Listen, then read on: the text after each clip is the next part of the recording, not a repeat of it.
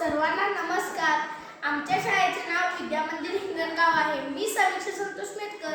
आम्ही इयत्ता 6वी मध्ये शिकतो. विकसित भारत या उपक्रमामध्ये आत्मनिर्भर भारत या थीम साठी आम्ही वाऱ्यापासून वीज निर्मिती हे उपकरण तयार केले आहे.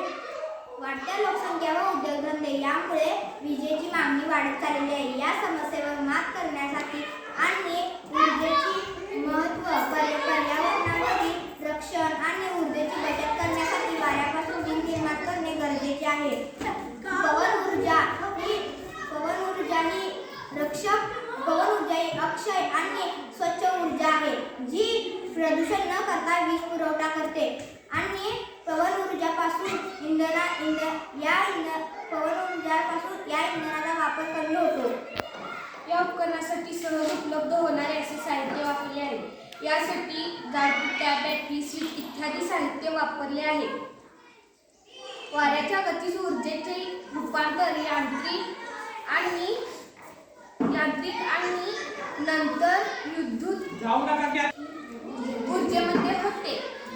वाऱ्याच्या प्रवाहाने टर्बाइनचे पाते फिरतात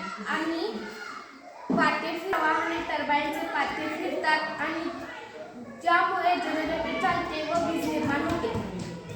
कार्यपद्धती: जेव्हा वारे या ब्लेडवर वाहते तेव्हा हवेचा दाब कमी होतो.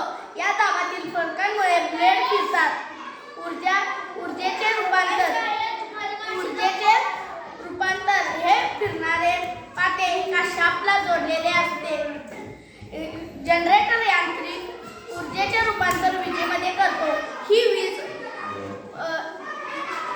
वीज निर्मितीनंतर ही वीज ग्रीडला पाठवली जाते. पवन टर्बाइनला वाऱ्यापासून वीज निर्मितीचा एक कार्यक्षम मार्ग मानले जाते. पवन ऊर्जा ही दीर्घकाळातील फायदेशीर आहे. एकदा पवन टर्बाइनच्या रूपात इंधन मोफत मिळते. वाऱ्यापासून मिळणारी ऊर्जा ही